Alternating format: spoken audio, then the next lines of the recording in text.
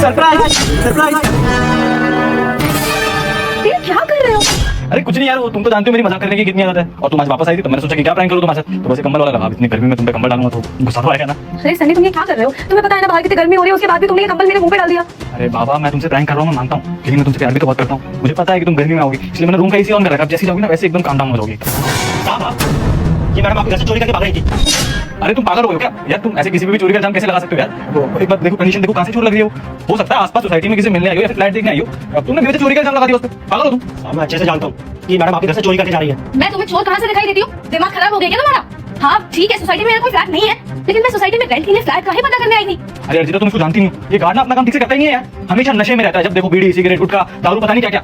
Society में 4-5 बार चोरी हो गई है, इस चक्कर में अपना नंबर बनाने के लिए ये सब कर रहा है कि ये चोर है वो चोर है। अरे मैडम की हालत देख भाई, तुझे कहां से चोर लग रही है? वो चोर की शक्ल पे दिख जाता है कि चोर है कौन नहीं है। अरे सनी, तुम ये कैसी बात कर रहे हो?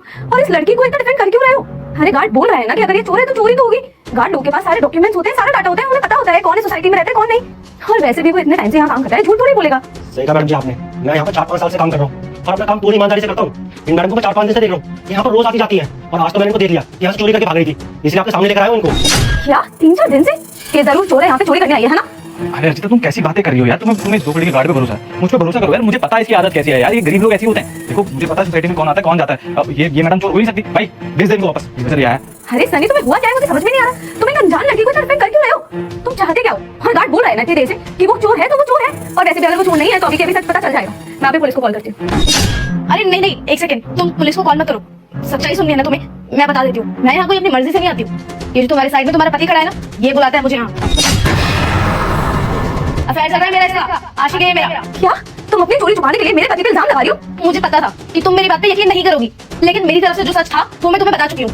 अब मेरी कोई गलती नहीं है, प्लीज मुझे जाने दो। एक सेकंड सनी, ये लड़की जो भी बोली है ये सब सच है या नहीं? तुम मुझे बताओ।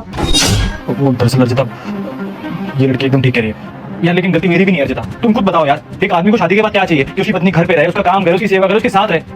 लेकिन तुम सरहद पे रहती हो यार, मैं बहुत अकेला पड़ जाता हूँ, इसलिए पता नहीं कैसे बस थोड़ा सा अट्रैक्शन हो गया था इस तरीके से, और कुछ भी नहीं है यार। मैं कसम से कह रहा हूँ, मैं प्यार नहीं करता हूँ इससे, प्यार मैं तुम्ही से करता हूँ अर्जिता। लेकिन तुम समझ रही होगी मेरी सिचुएशन को, और मैं जो भी हुआ उसके लिए तुमसे सॉरी भी बोल रहा हूँ यार, कसम से माफ कर दो मुझे। क्या तुम इसको छोटी सी गलती बोल रहे हो?